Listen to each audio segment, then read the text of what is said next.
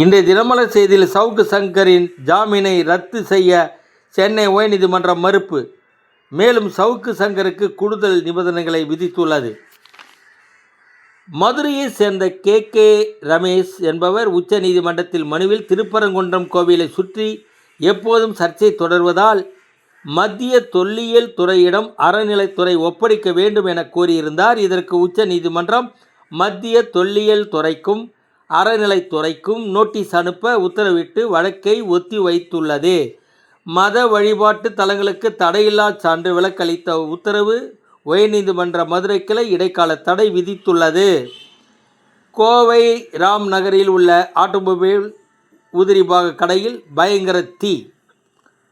பந்தலூர் அருகே பழங்குடியினர் கிராமம் அரசின் தொகுப்பு வீடுகளில் குடியேறும் முன்பே விரிசல் ஏற்பட்டுள்ளதால் மக்கள் அச்சமடைந்து குடிசையிலேயே முடங்கினர். டெண்டர் எடுத்து செய்யும் ஒப்பந்ததாரர்கள் கொடுத்தது போக மீதில்தான் லாபத்தை பார்த்து கட்டியிருப்பதால் இந்த விரிசலா? வணக்கம்.